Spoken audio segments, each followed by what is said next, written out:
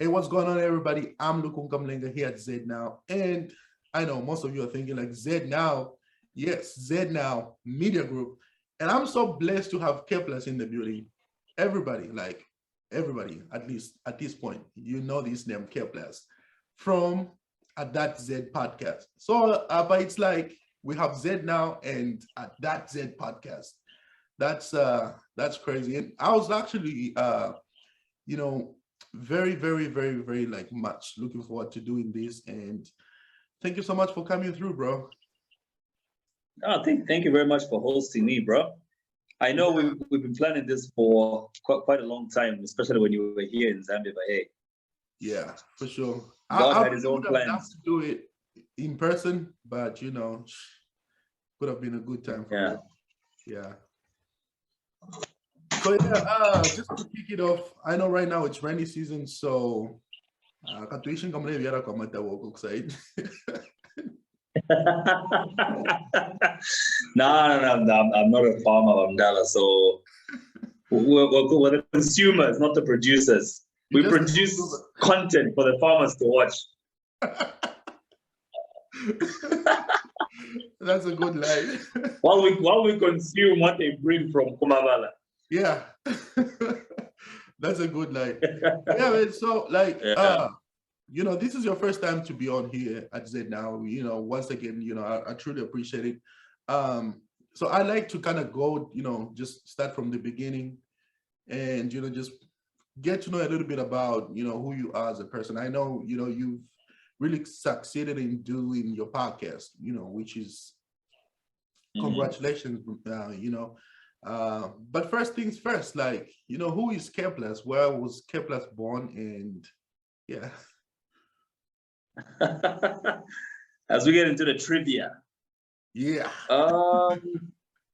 K plus real name Kalenga, born in Kalulushi on the 27th of October 1985. And I lived in Kalulushi for like what, 5 years? Well, we lived in Kalulushi as a family, of course. Then moved to Kitwe. I was born in 1985, 5 years, we moved to Kitwe, that's 1990. Where I pretty much grew up, spent a lot of time in Kitwe and yeah, Kitwe. I lived in Solwezi, yeah? So you and my older brother share the same birthday. 27th October.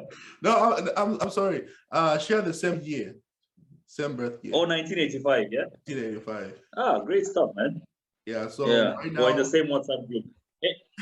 Emphasize and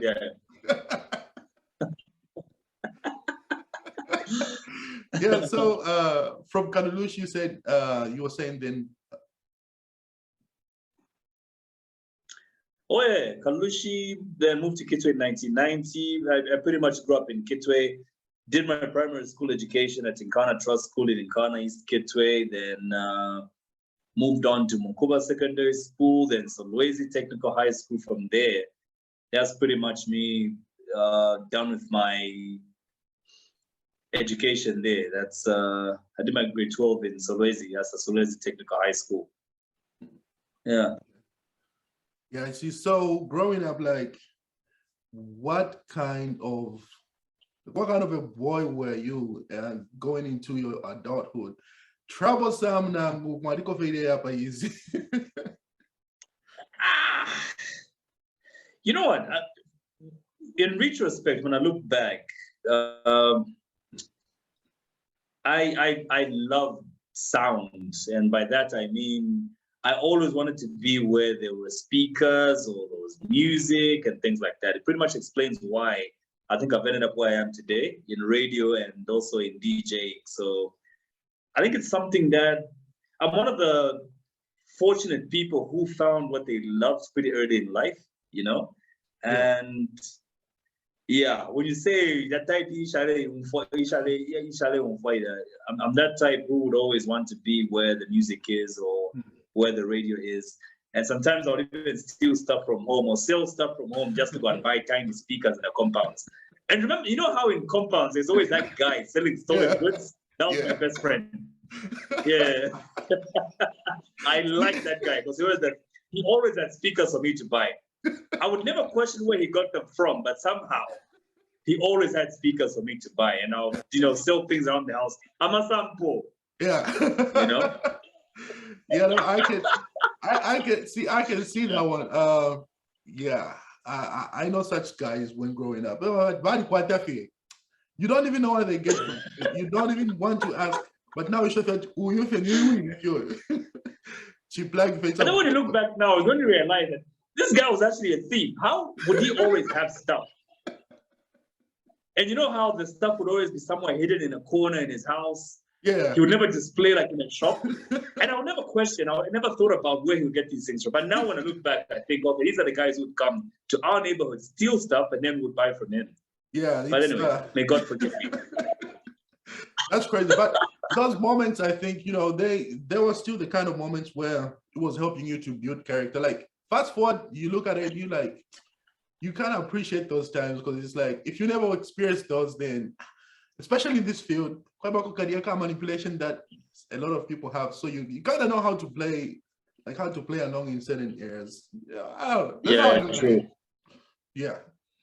So now that after you got done with high school, and then so you kind of went to college, right? You did like mass media. That is a funny question. Yeah. I don't know if you noticed when I said after Solwezi Technical High School, and then ended my education, formal education.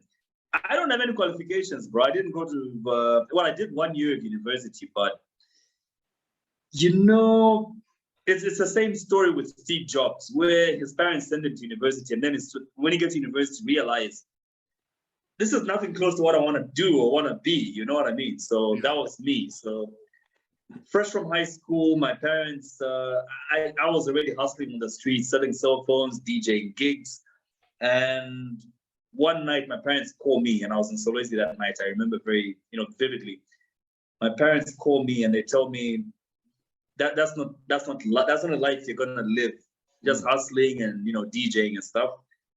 Tomorrow, get on a bus, head to Lusaka. We already paid for your school and everything. You're going to study business administration. And, I got on the bus. I went to school, found everything I'd been paid for 1 year, my lodging, everything. So I, booked myself into the dormitories. And long story short, I was out of that 1 year. I was probably in class like 2 weeks. I was always at a radio station doing auditions, or I'll be at a nightclub watching DJs mixing. I was never in class, man. So I flunked real bad that year, and I couldn't continue. Yeah, So after that, parents asked me, yeah. Bro, the reason I'm laughing here's the thing. So literally, your explanation on how things played out. You get into school, you do 1 year of business administration. Literally, that was me. No, you can relate. Literally, that was me. My dad, he used to tell me, if you have media for there is no. So go to school and do business administration. So that's how I went to Zambian Open University. I did 1 year too. I didn't even finish that 1 year. Oh yeah, it's funny because I'm talking to you, so I'm seeing it's like now the way things played out with me, it's like a repetition of your life. So that's crazy, for sure. So what did you end up studying though? I didn't do any studies, bro. I dropped out of college that first year. I never did any college. I am school. My nigga. No, but you see, this is something I keep talking about in these interviews when people ask about my, educational background and all. Yeah. I may have dropped out of school, but I didn't drop out of education. You know what I mean? Yeah. Like if I could just get the camera off right now and just show you around my house, you see how many books I have and how much of education has actually continued in my life. I read a lot. I just don't like formal education because formal education rarely moves with time. I'll give an example. When I dropped out of university then, the degree that I was doing then, that was in 2005. In 2012, I decided, you know what, let me just have some qualifications, study something. and I started I started attending classes for public relations. And 2 weeks into it, we started arguing, the lecturer and I, over, this is public relations, huh? So we started arguing over, he gave us an example of what would you do if you work for Coca-Cola and somebody found a cockroach in the drink and you're the public relations manager. So 2012, Facebook and Twitter are just like, growing, and a lot of people are starting to use them then. So I told the lecturer saying, if such a thing happened, I would dash quickly to social media, to calm the situation, because of course, things will start trending, of course, because of, how a fire can go quickly on social media. So I tell him I would go to social media, start quenching fires quickly, okay? Issue an apology. I get a long list of things that I would do on social media to, put Coca-Cola back in good light with the people, to make sure people continue drinking, and whatever. He tells me that's a very dumb way of looking at things. The first thing you should do is issue a press statement in newspapers and have some announcement on TV. And I said, sir, but the first thing I've noticed about people nowadays when they wake up is they get their phones and they want to see what's happening on the socials. So that's the first place I would go. And we argued. He told me social media is bullshit. It's never going to grow and whatever. I knew I was in the wrong place, so I quit school that day after 2 weeks of class. Have you ever tried to search for his name on social media now, if you can remember? Because I can guarantee you that. Yeah, I can guarantee you that dude is on social media. Dude, he has to. He has to be. Everyone is on now. So for me, I saw it's the same way Elon Musk views school. Yeah, it progresses at a very slow rate. Like if Elon Musk, somebody in America is complaining about how the education system is not moving as fast as it should, what about us in Africa right now? I thought to myself, you know what, I'm going to educate myself, and I read. If I need to prepare myself for meetings with the corporates, I'll read up even the whole night to prepare myself for that, so that we're speaking the same language. So I found myself just at par with everybody else right now when it comes to what I know in terms of business through the books that I've studied. You know what I mean? Yeah. No, I mean that's a valid point, and honestly, I stand on the same values as well. I've done mostly self-education. And I mean, it's gotten me by to, I've survived like since whenever, like only high school was literally the best thing that ever happened to me. Afterwards, it's like, now I'll figure it out, and it's worked. So what I say to people is like, you know what, if you know that maybe going to school is what's gonna get you by, hey, kudos to you, like do you, like. Do what works for you, bro. Do what works for you.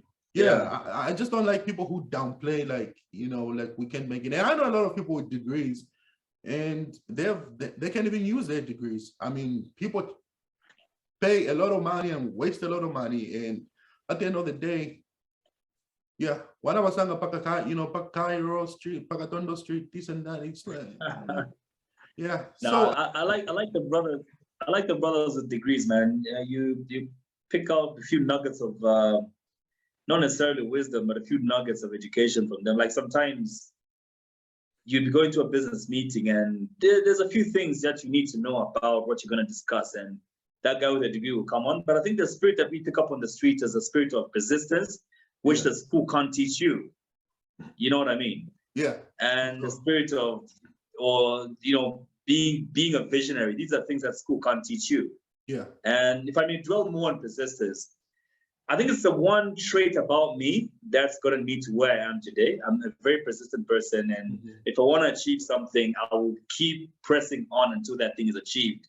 Yeah. And these are lessons that the textbook can't teach you, the school can't teach you, because even the lecturers don't know about that, man. But these are lessons that we learn from the streets. Yeah, and that's what helped push me.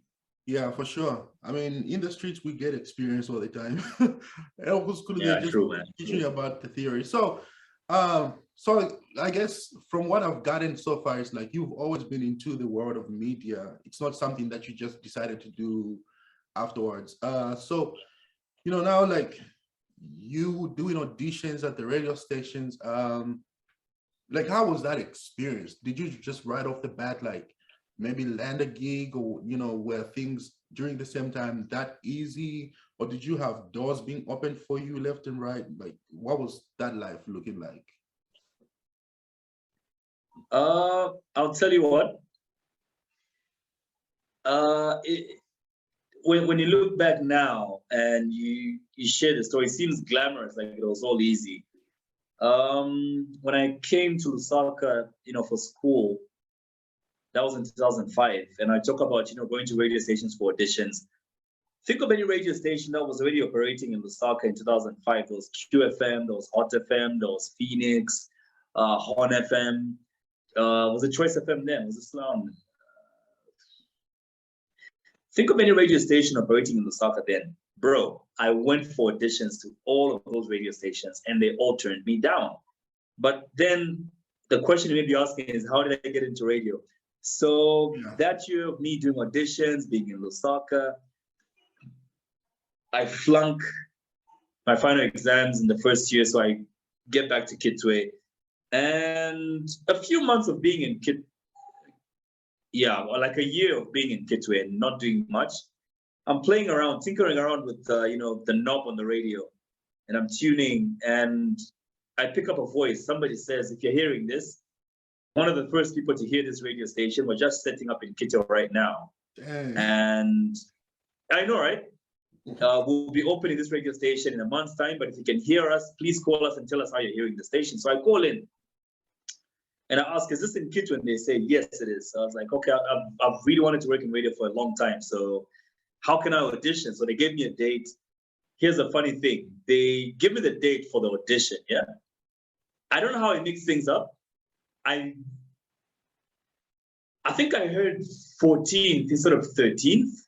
Uh-huh. So I think I heard, no, it was, I heard 12th instead of 13th or something like that. Yeah. So one day I'm in town. My dad sends me, because my dad was building a house then. So he sends me to town to go and buy supplies for the construction works. So I'm in my overalls and boots. I'm all dusty, hair shaggy all over the place. And I enter this hardware store. And as I'm about to enter the hardware store, I see this long queue of people by the next entrance, next to the hardware store. So I asked the guy at the far end, like, dude, what the hell is this queue about? And he says, no, auditioning for radio spots upstairs. And I said, that's today, not tomorrow. And he says, dude, the auditions are today. And I say, shit. If I head home to change, I might miss the opportunity. So I decided to join the queue. In my overalls, I was dusty. I think I even carried like a bag of cement at some point. So I had dust all over the place. I joined the queue, and there's people dressed so smartly, like, they are auditioning and interviewing for jobs. I just joined the queue. And there was like 150 to 200 people. And I still didn't want to go home to change quickly and come back. I just thought I might miss the opportunity. Eventually, I was there in the two directors' office. And the first thing I say as I walk in, I tell them, please do not look at how I'm looking. I didn't think the auditions were today, but I've come and I feel this is my time. This is like the only opportunity I have to get into radio. I've always wanted to do this thing. So I say, you know what? Radio is not about looks. Let's hear what you have to say. So they interviewed me. They liked what they heard. They auditioned me. I did my 1-minute recording, and dude, not even 7 days later, the following day, I got a call saying I could get back the following day because they really liked what I did. One of my audition was one of the best they heard that day. And I went back. They auditioned me again just to make sure. And that's how I got into radio in late 2000. That was actually 2007, yeah. And that's how my radio journey started. Just like that, in my overalls and boots and dusty ass that day. Confidence, you. Yeah, Vandala. Confidence, young painful. Yeah, so I don't figure out the mini Sunday service sermon. It's not about your looks. Yeah, Hey, so I did 3 years with YRFM. I did 3 years with Flavor FM.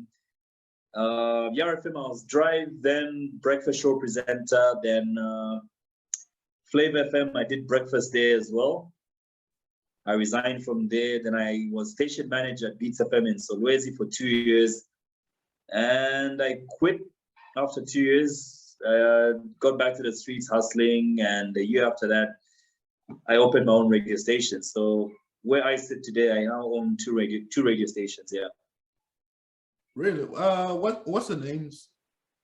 I'm just curious. There's Chet FM Nakonde on 89.9 and Chet FM Chinsali on 91.3 FM. Wow. Congratulations, man.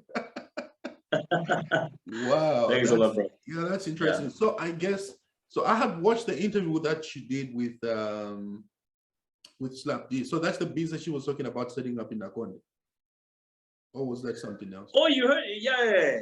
That exactly. Yeah, because I was sharing with him the story of how that was set up. So he was very impressed. Like, dude, these are stories that people need to share in this country, because the hardships I faced that year and a half to 2 years, it was something else, man. It was like, so I was sharing with him. I think that's why he brought it up again in the interview. Yeah, that's the one he was talking about, the setting up in Nakonde. Yeah, that was the one. Yeah. So like now, so you doing that, you setting up, like, how is that process like? Do you just dream of like, okay, or was it something that was kind of like an end goal, like you want to own radio stations, or was it just a dream that you caught on, or maybe there was something that drove you to, to doing that? Because sometimes there might be like you face certain challenges and maybe you want to bring about a certain change or some difference. Like, what was that looking for you? Nah, it wasn't even like that, bro. Okay, the way the radio works, I don't know how it is in the States, but I know for a fact in Zambia, if you're gonna set up a radio station, they advertise frequencies, yeah? Okay. So one day I'm walking through town center, and that's in Lusaka. This is in a period where I've just resigned from my what was my last job again? Station manager job. Station manager, yeah. I've just resigned and I'm trying my hand at business all over again, but it's not going well. It's not going right. And it's in those broke days now. I'm wondering what to do with my life. And I meet a friend in Lusaka Town Center, and he tells me, dude, you've always spoken about wanting to open a radio station. Do you know that the government have actually advertised radio frequencies around the country? If you want to open a radio station, this could be that opportunity you've been waiting for. And true to his word, I checked the papers. They had advertised actually like a month before I saw it, and there was like a few days left to the deadline. So it was a runaround, man, like a broke guy running around with this dream of owning a radio station. And you can imagine the high cost of opening a radio station, and you're broke at that time. Yeah. But somehow we managed to get through application process, and it was a tough journey from there on, because every step of the way in opening a radio station is costly. So I don't even know if I should delve into how difficult that was, how monies came up. Yeah. It was a headache. Yeah. No, I mean, I know it's costly, because like just during the time when I was there was one radio station, which is government owned, by the way. So I was actually helping them to like soundproof and doing all that, and I mean all these expenses. It's like every day there was literally an expense that we had to incur, just one day after the other. So I kind of got to experience that, just a little bit on how that works. So yeah, I kind of have an idea of exactly what you're talking about. Yeah, it was crazy, man. It's that, first of all, you manage to get through the application process, scrounge around for money here and there. You make it just past the deadline, like right in time, you know what I mean? And then a few months later, you're told, okay, your application went through, but you have to go for interviews because a lot of people have applied. So now they're going to pick who's going to get the license, who's going to win. You know what I mean? So over 200 people apply, and then from there they pick maybe the top 5. And imagine a miracle finding yourself in the top 5, and they say, now you have to come and explain to us why you deserve the radio license. And so and that means you have twice you've convinced them that you have what it takes to be the best. Yes. Yeah, it was crazy, man. So you get there, and the first thing they say, you get there and there's groups of people. Yeah. You know? And I'm wondering why there are groups. And I'm the only one who's there like alone. You know what I mean? Interesting. And it's when I get in, I get to understand why everyone is in groups. Apparently, when they were sending out the invitation letters, the assumption was that everyone who's applied for the licenses will be coming with a board of a minimum 5 people. And I go there alone. You know what I mean? So all my competitors were there with their boards, with their lawyers and accountants and whatever and things like that. And I went in alone, and I get there. There's a panel of, directors of all these broadcasting organizations. We talk about Zicta, IBA, ZNBC. The director generals are there, like seated in front. And then there are 5 seats, and I sit in the middle. 4 seats are empty, and they ask me, so where's your team? I said, what team? I came here alone. They're like, are you serious? Have you seen how everyone is coming here with their board and stuff, and they're explaining to us why they deserve the license? I said, yeah. I had no idea to come here with a board, so I came alone. Everyone else, I lied about everyone else being busy, you know what I mean? But I just didn't know that I had to go there with a board. Fake it until you make it. Dude. And then they've got their lawyers and whatever, they're firing questions. I can hardly answer anything. I just gave up that day. I just said, I'm not getting this license, man. Impossible. But the way God works, man, you discover later on that you actually gave the best answers. Wow. Man. Yeah. I don't know how you've hassled through, but once again, I just see that going back to how you came up, that straight TV, it really teaches people how to be very, very sellable. Yeah. Yeah, dude. That's wild. So now, but so you do that, you're setting up the radios. But first of all, before we continue, where did the name Keplers come up? my 1 year in college, man. My 1 year there while I was doing the degree. So it's one of those where, what was it again? It's one of those where you're chilling with a group of friends, and the name. There was a guy called Michael. My love for entertainment comes from far back, and every time they would organizing of small gigs, small parties, this guy would always talk about, this guy is a plus. Anytime he was such an idea, he always comes up with these crazy ideas. It's a plus, it's a plus. And I thought, my name is Kalenga. I can just cut it short and, make the K and put it together, and there's a K plus, you know what I mean? And it had a ring to it. And I thought when I start DJing, when I start my radio thing, I'm going to be calling myself K plus. Somehow it worked, man. It's unique, I think. No, it's very catchy. Yeah. Yeah, I know, right? Yeah, it's very catchy.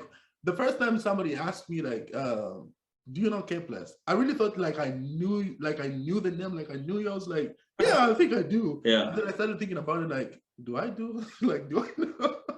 But it's one of those things yeah, maybe I've heard it from somewhere, but yeah, I was just yeah. So I got interested actually. That's literally what got me interested to look up because the name kept repeating in my mind. I'm like, Kepler. So why does that name sound very interesting? I'm like, let me just go check it out.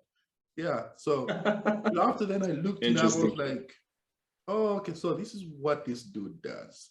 Oh, great. So now actually that brings me to the next point of, so what got you now to, leaving, I guess, I don't know if you still do radio, or did you just stop doing radio and then you got more into doing the podcast? To doing the what? To doing the podcast that you do now. Oh, the podcast, yeah. Here's the thing about the podcast, yeah. So, by the way, I'm still in radio, not presenting though, just owning the thing and Right. running it, the business aspect of it all. So there's a manager there who's running, and he's doing quite a good job. So the podcast thing, I was offered a job by a radio station here in Lusaka, and I almost started working there. But then I think like two days before starting the breakfast show, I just changed my mind. Like, you know what? It won't make much sense because sometimes I just have to up and leave and start, running my errands for my radio station. And then I've been offered this breakfast gig by this radio station. It won't make sense for me to get into employment. And sometimes I just want to get up and do my own thing. And this thought is running through my head, and I'm at the mall, and I see this. I enter some shop where they sell, music equipment and stuff. So I look at these microphones, and everything you need for a podcast was there. And I had a bit of change that day, so I buy everything. I just thought, you know what? Let me get into podcasting, try my hand at this, and see if it works out. If it doesn't, well, at least I tried. So I got the things like on a Monday, and by Wednesday, I organized the team, and we said, you know what, let's try this out. Let's record one episode, see how we feel about it. If we feel good, we record another one. If we don't, we go our separate ways. So we recorded episode 1 with Davis. I called Davis that same day saying, dude, I need you tomorrow to, I need to interview you about your photography skills and your background, how you got into this. And he says, you know what, I don't do interviews. I've never done an interview. And he's like, Zambia's #1 photographer right now. And he tells me he's never done an interview before. And I said, dude, people would want to hear your story. So let's do this. So we record and we uploaded it. And the response was overwhelming. Like, everybody on Saka was like, yeah, we know this guy, but we don't know his story. And for me, it opened my mind up to say, how many other stories don't people know? Like the real in-depth story, the people that they see, the movers, the shakers, the achievers, So started making a few more calls, inviting more guests, and the rest is history, man. It started rolling and snowballing there. The snowball just growing bigger and bigger. And here we are today with like 15,000 subscribers in less than 2 months. That rarely happens in Zambia unless you're a musician, you know what I mean? Yeah, no, for sure. So we're just putting it up on YouTube. That's it. Just YouTube and Spotify. Yeah, no, for sure. Because that was literally one of the reasons why that drew me to looking you up and kind of like engaging into your content, because that's literally what on the back end of my mind was like, there is a lot of people don't do that aspect of itself. It's like everybody wants to like there is this glam that everybody goes for, but then the stories are always put on the back end. Like people don't really give that too much insight and like engagement into that. People always want to highlight like the beef, like all that, like instead of really focusing about the people and what what makes those people the character. So when I see you doing that, because that's literally like me. So, and that's why I'm saying, like, I see so much of myself, like in you, like being that way, because it's like, wow, what you're explaining literally is what my drive point is. Like, I want to tell stories. Like, I really literally want to sit down and talk to people. Like, what made you to be you? So, when I seen that on you, I was like, yeah, I want to talk to him too. But how's that going for you in America, though? I mean, you're in the land of opportunity, so you must be doing well with your show there. So you know what, though? Like for me, it was more in the sense of I started a podcast before. So I have two different pages. So this is Zed Now, and then I have another one called New Lifestyle. So New Lifestyle is where I showcase mostly, because I do video production as well. I'll do music videos for artists, and I'll do like reviews on different products and like film and all that. So on that page, it's more in that sense. And then sometimes I'll bring on guests, like hip hop. So it was kind of like a mix of everything. It's been growing by itself in that, like now I'm more centered into doing more production of film and all these different things and just reviews. But I can tell you one thing, my heart has always been in engaging with my own people, the Zambian people. So when I started Zed Now, it was like way back in 2014.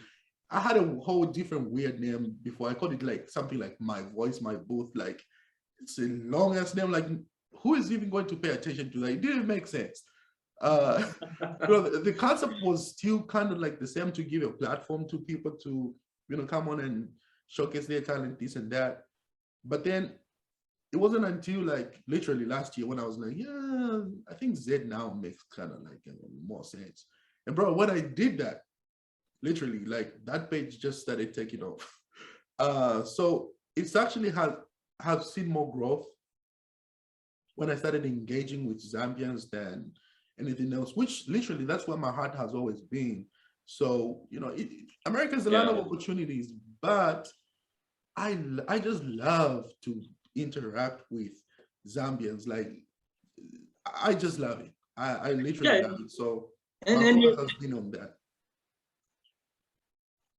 And the name for the whole package, Zed Now, quite appropriate, man. Like, I think it speaks to the Zambian in me and the Zambian watching this right now, because I mean, we're trying to fly our flag high. You know what I mean? Yeah.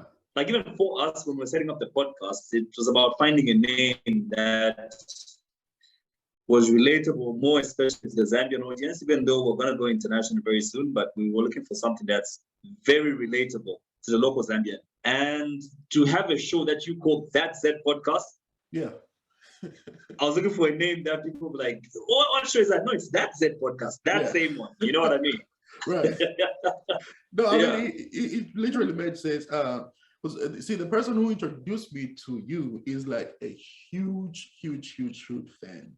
Like a huge fan. And that time we were supposed to do the show in person, I was going to bring that person. You could have seen somebody jump in.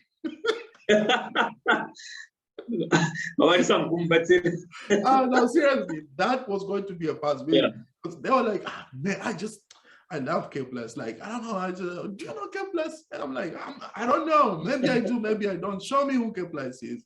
Oh, you need to meet K Plus. I'm like, I do? So, yeah, you do. So, okay.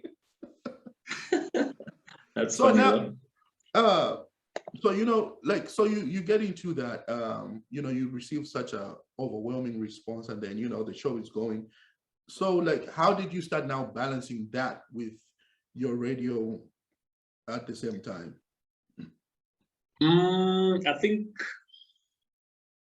the fact that we do the podcast only once a week gives me a lot of room to do other things, even though it's sort of starting to take precedence now, because I started doing a bit of research, especially a month or two ago, where you start networking with other podcasters in Zimbabwe, in South Africa, and there seems to be a common thread in almost every conversation I'm having, and they're all talking about, dude, if you're going to make a podcast succeed, you need to look at it like a business from day one. Yeah.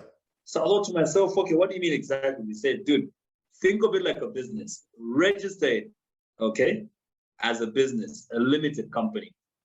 Have someone in marketing to run around for you to look for business, have someone doing your accounts, have someone doing your production and things like that. That's the only way you're going to see it succeed. And after we sort of had like a mindset shift, things have sort of started changing. And I totally agree with what the guys in Zimbabwe and South Africa told me. Look at it as a business and it will grow. So you could be talking about, a loyal following now because we're putting money into marketing as well. Yeah. Sure. Every day guaranteed, you're going to see a post on Facebook or Instagram, sometimes sponsored, or we'll have a guy doing graphics for us to have it, looking all, attractive and all that. But that's the other thing that other podcasts are not seeing. They're wondering how we're doing it, but we've also got the marketing aspect. Because what everyone else is doing is just produce your podcast, package it properly, and just post it and leave it there. Yeah, for sure. No marketing whatsoever, but we're looking at it as a business. You just can't make a product and put it up on the market with no marketing. You know what I mean? Yeah. So we're looking at it that way, and I think that's why we're growing faster than others. And I'm not even hiding the secret, man. So, now with such growth, right? It brings, Yeah. of course, you had exposure, I'm sure, because you've been around a lot of people, for such a long time. But then it gives you a whole different world of exposure, maybe even into places that, to some people maybe that you didn't have an interaction with. So it's like, you have your Charlemagne on the on the podcast. Yeah, my nigga. And he says, like, okay, sometimes I'll be scared, like that secondhand Yeah. scare that you have is like, woo, am I expecting somebody to get punched right now or not? Because Yeah, I know. yeah, like he's a good, I appreciate his questions and the things that he be saying, for sure. How did that relationship come up with you guys, like, getting intertwined? I think you saw that post on Facebook where we said we actually met just about 2.5 months ago. It was a meeting set up by one of the MTN directors. And we meet at the mall. After he calls me and says, there's someone I want you to meet. That's his number, call him. Not knowing he had done the same to him as well, there's someone I want you to meet. And we called each other and we meet up at the mall. And then when we meet at the mall, we can't figure out why this guy wants us to meet. You know what I mean? So he asked me, what do you do? I said, I'm in radio. What do you do? Okay, I'm in fintech, financial technology. And we're like, that doesn't make sense still. Like, why did this person want us to meet? What else do you do? So we go through everything and there was no, intersection set, if I may. There was no common ground. And we walked away with nothing. Like, we couldn't figure out why this guy wanted us to meet. Yeah. So it's when he sees me post the first episode of the podcast and he calls me and he says, I now know why. I see. This guy heard me talking about, having this desire to do podcasts. And he probably heard you say the same and wanted us to meet, but he didn't tell us why we were supposed to meet. I was very reluctant bringing him on early. I can't even remember why. But I think I in my mind, I had it as a one-man podcast, a Joe Rogan kind of thing. Yeah. Yeah. But it's like the more we spoke, the more I saw the angle and the flavor he could bring on, because there are certain questions or certain things that I can't bring out because I have to play safe because of my business, radio licenses and all that. So I needed someone to ask the questions I couldn't. You know what I mean? So it's when I really thought about it that I thought, you know what? Let me have him on to ask those questions that I can't. And it's worked out. It's really worked out. Which that was going to be my next question for you. Like, so, like, when is too much for you? Like, or what's your limit as far as to what you can just go? Because that's one thing that I've noticed. Like, all right, you kind of have a limit to where you keep your sanity. It's like, I don't want to cross over. Yeah, I know what you mean, man. Yeah. I'm very limited in especially the way I can ask my questions. Of course, I'd love to do a Charlemagne the God thing or Joe Rogan, but most of those guys have nothing to lose. I mean, yeah. So I limit myself, which is why I'm a little scripted, if I may. Yeah. And I'll stick to that because I need to remain in this comfort zone, if I may. And he can he's got nothing to lose on the show, so he can be freestyling if he wants. You know what I mean? Yeah, I see. Yeah, that. So in that way, we sort of strike a balance. You know what I mean? Yeah, no, I see that. So with that, it's like when you do this, there is a freedom of speech, and then there is opinions, and then there's rumors.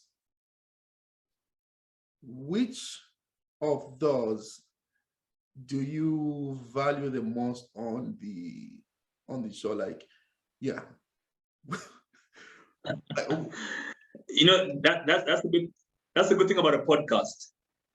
because there's no regulator, and I think this is driving governments nuts because they can't touch that space. It's online, it's on the internet. You know what I mean? They can't regulate it, they can't own it.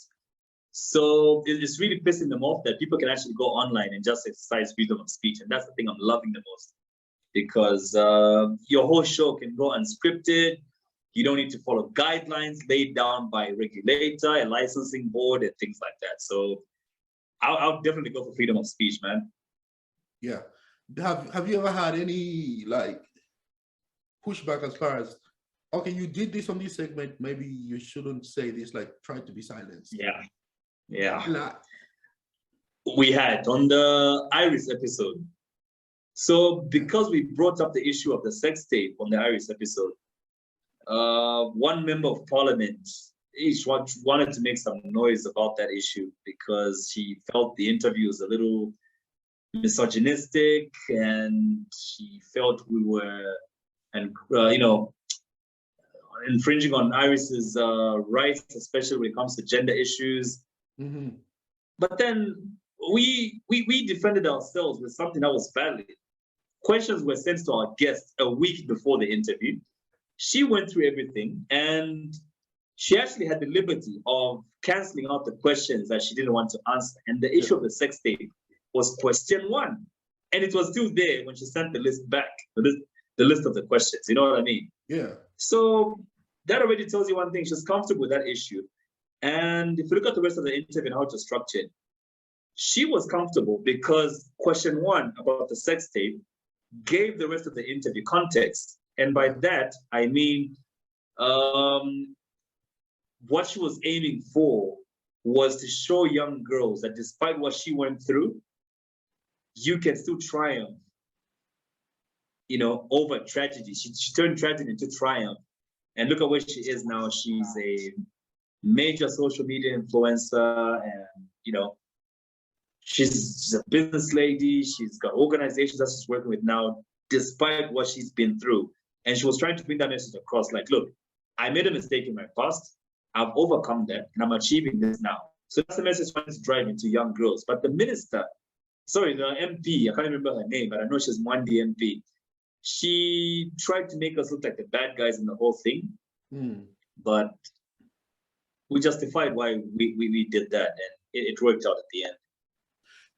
That's an interesting point, because it's like these guys, they try to use the whole thing of maybe like culture, but only when it's subjective to like their agenda. I don't see. Okay, so yeah, that's true. Yeah, I can't get any pushback on this, so I'm gonna just go ahead and say, when they're doing corrupt, when they're doing corrupt things, they don't think about what they are. And I'm not saying that's what that MP is, but my point is, when they're doing corrupt things, like they don't literally think about, how that affects the people. But then by become like anything to do with culture, no, you cannot do this, you cannot say this. Then also, just another point, like, why is it that there is just this thing in Zambia, like, oh my gosh, this is a taboo, like people make mistakes. How come we can't be like allowed to freely have conversations based on what people have done? Because if somebody has done something, like, can we ask, like, why can't we talk about it? You know what I mean? Like, how come we can't really have a conversation about these things and, maybe be able to teach other people about this? I see it as a way which doesn't really help in any type of progression at all. It's hypocrisy, bro. It's hypocrisy. Everybody in public wants to look like they're a saint. And let me refer back to the whole Iris issue and how that was about 10, 11 years ago when the Iris video surfaced on the internet. Yeah. And everybody was pointing fingers at her like she was the devil herself. You know what I mean? Mm-hmm. But let's be honest with ourselves. What happened in that room, okay? In that college room at Zika's, where Iris was with whatever that guy's name is, Nathan or whatever. How many people are doing that? She was just unfortunate to have her episode recorded, if I may. You know what I mean? Yeah. Everyone is doing that, but because hers is exposed, she's a bad person. My argument is everyone is just being hypocrites after that. You know what I mean? For sure. Same with the Bobby East issue. So because you were not caught doesn't make you a better person.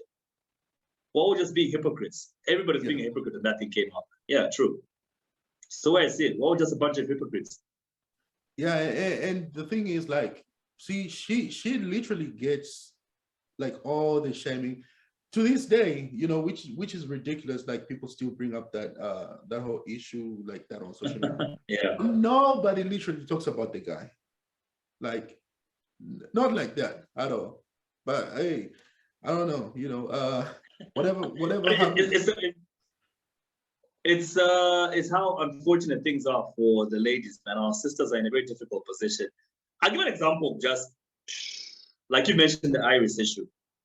If a girl goes around fucking around the neighborhood, she's a hoe.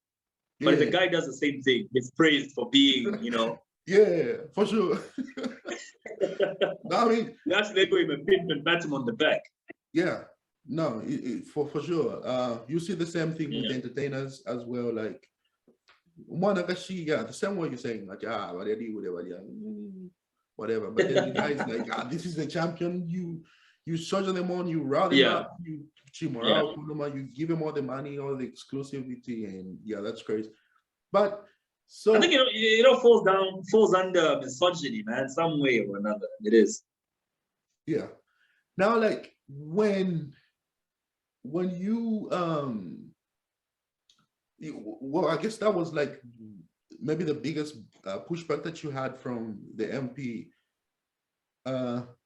but with dealing with the guys more entertainment, do you have at any point somebody maybe who did not really like what you said, then they let you know at you but we'll never see eye to eye. But that's quite a big flap and I'm young. So far, no. Well, I just had a bit. Just a bit though. Episode 2. If you watch episode 2 of that's a podcast, we had Tivo and TK. Okay. My plan was actually to have Tivo and KB. So I called KB up that morning. I called Tivo first. Tivo accepted to come on the show to talk about, why Zambian artists are not making money. So I called Tivo. He agrees to come through. I called KB, and he also agrees to come through. And then I mentioned also it's gonna be you and Tivo on the as guests. You know what I mean? Then the moment he hears the name Tivo, he gets all reluctant and actually just said, I'm not coming through. So I said, why? And he says, Tivo said something on socials that I'm not too happy with.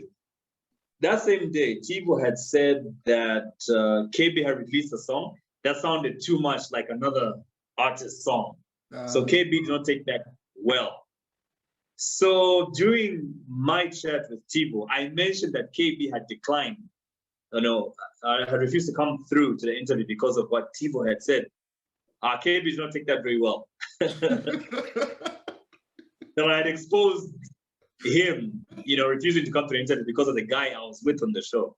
Yeah. But we linked up later and it was like, you know what? I got over it. It's nothing bad. Like, it wasn't anything bad, whatever. So I actually managed to have him on an interview, I think like 10 episodes later. So it wasn't that bad. Now, see, but so my question is, if you just like being real and then playing itself, is there a balance between those two? Like, doesn't that they kind of limit you as to far as like how far you can go, with just any experience with a person, if you have to play itself? Because then I feel like you're kind of like walking on eggshells. Yes, we are, which is where my co-presenter comes in. Sometimes, he does piss them off, and I allow that to happen because it really spices up the show. You know what I mean? So, sometimes we go overboard, it's a bit over the limit, but we calm them down. Like, look, it's just a show, just answer the questions, and people look at you differently. You find that a lot of times that people get pissed over a question that we asked, Then you come to read the comments, you find a lot of people actually appreciate the person's openness and honesty. Yeah. And they start viewing the person different. Like, I actually didn't know you're this kind of a person. And then you find there's thousands of people saying the same thing. Now, we didn't know Lukunka is that kind of a guy. Yeah. Until you asked him that question, he got a bit upset, but he kind of opened up. And now we know who the real person is, and we love him more now. Yeah. So we found that a lot of people coming through after the first few episodes, yeah, people are getting a little upset. Even the viewers are getting upset. But then when they discover that, they actually get to know that person a bit more. Everybody's now opening up to us like it's Oprah Winfrey this time around. You know what I mean? So the questions are not pissing them off. They're now opening up more. It's a good thing for us. I see. So you know, now bringing that different wave, because I feel like you literally, I mean, I don't know that many podcasts in Zambia, but you know, I respect yours because it's just bringing on a different dynamic, you know, like literally setting this wave and this trend, which a lot of people are going to use that kind of like a template, you know, on how maybe conversations, like conversations are going to be driven, and, you know, ways in which people are going to be structuring things. So being a trendsetter, literally, because that's how I see it, like you are setting a wave which is going to be hitting. Do you mind, or like, is that going to make you feel any type of way if people copying off of your style, and maybe people try to be careless, for instance?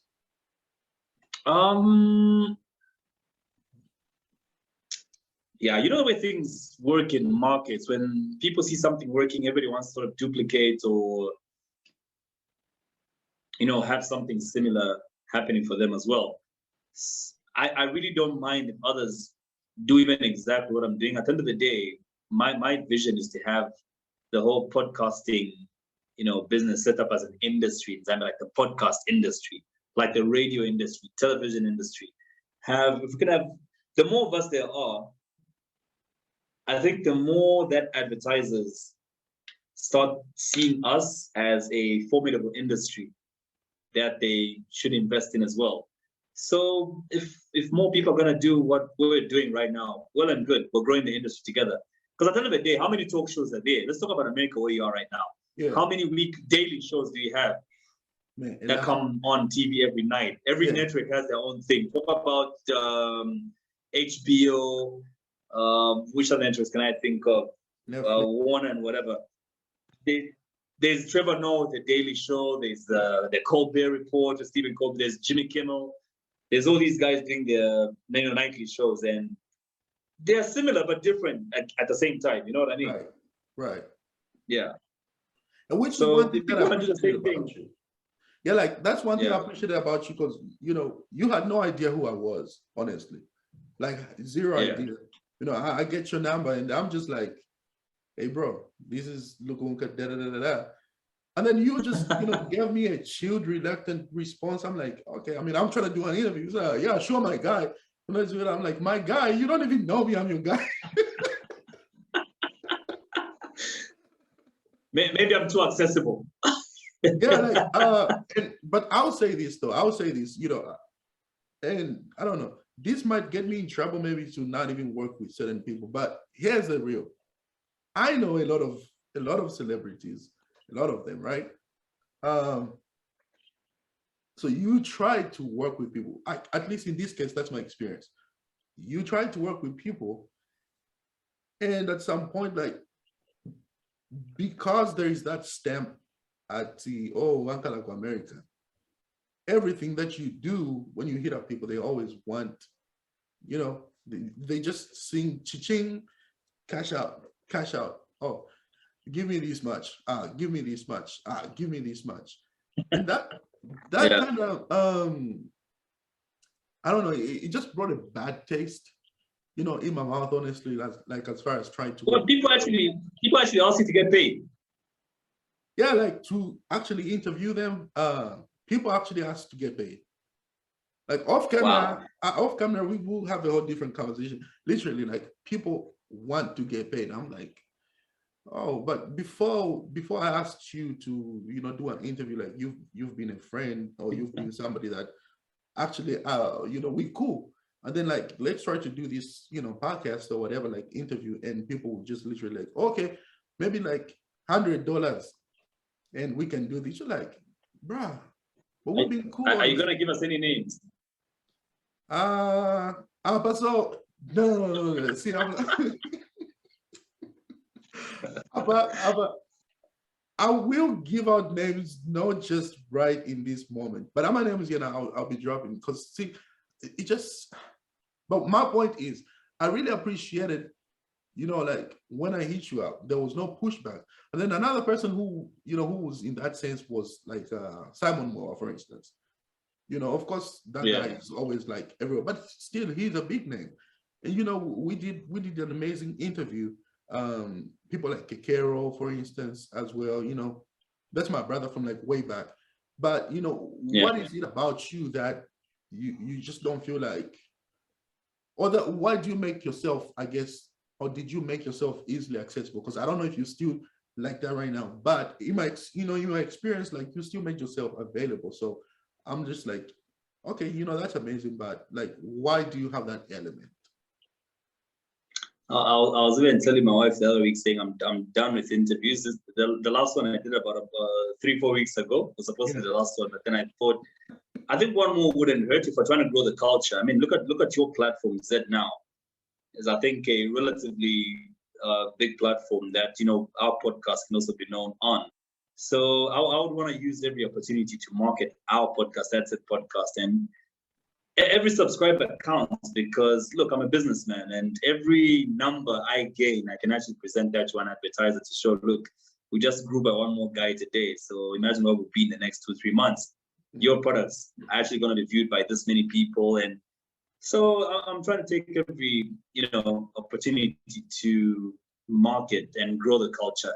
Especially the more people that know about podcasting, I'm getting a lot of questions on Facebook and Instagram in the comments. People asking, "What the hell is a podcast?" and how have you just come and introduced this word in our country? You know what I mean?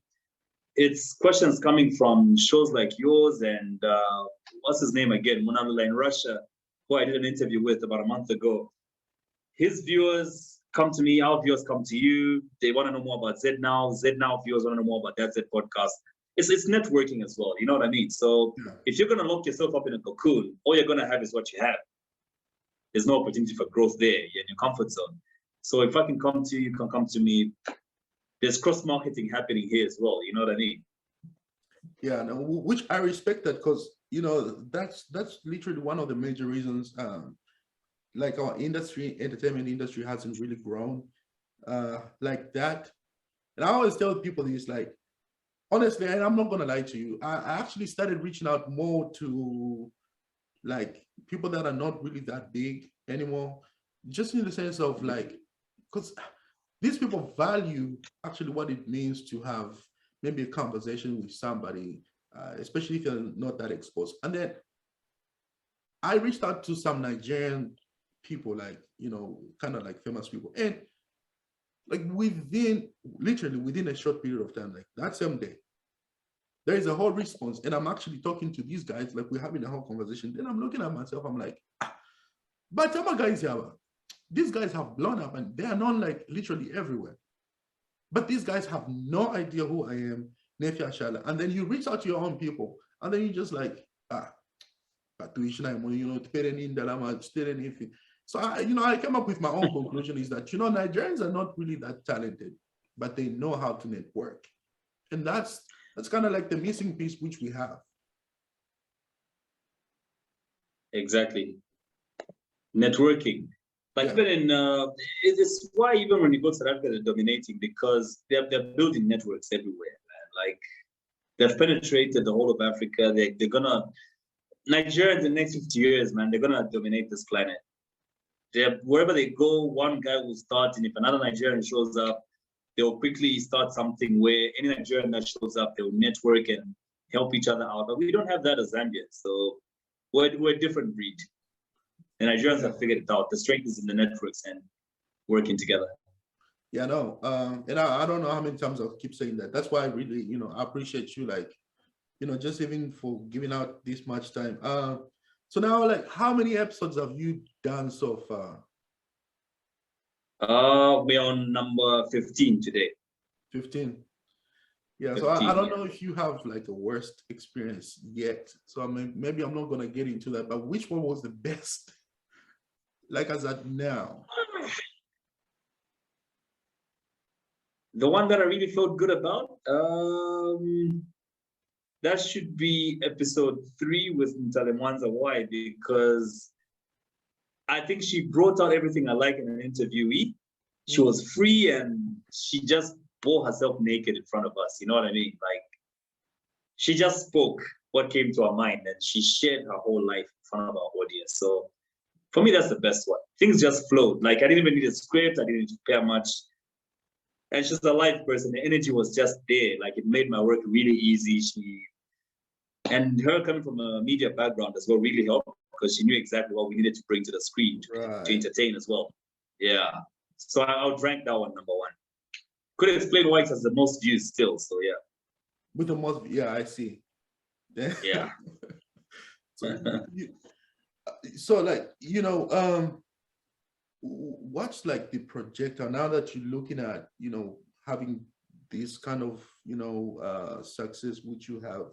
So it's like, what's the next? Where is that Zed podcast looking like, Creating a network where we have that Zed podcast and sub podcasts under us.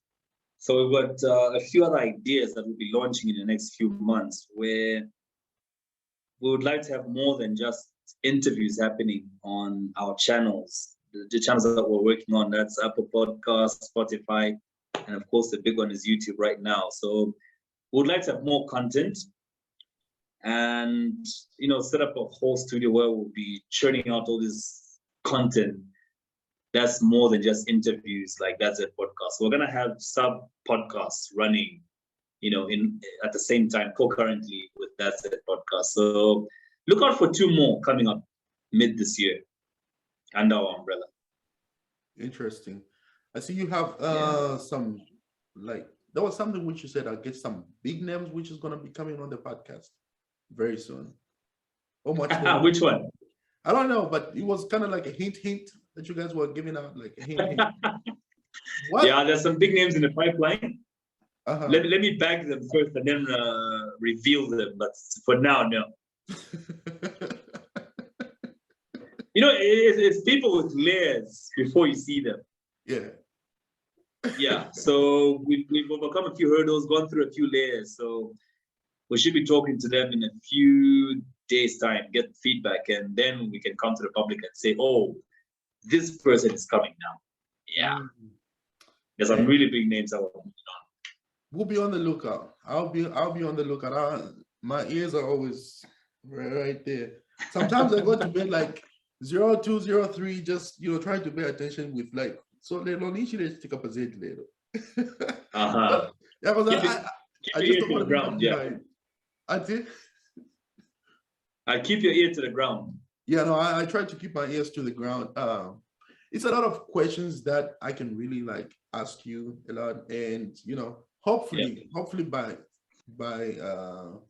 hopefully you don't stop doing interviews, maybe at least for this platform here, because we would literally would love to have you, because this is more like an introduction of who Kepler is, at least for our platform anyways, and some people that would be interested to to kind of get to know more about who Kepler is and how we literally came up with with this whole thing. So hopefully we can have another chat sometime in the future for sure.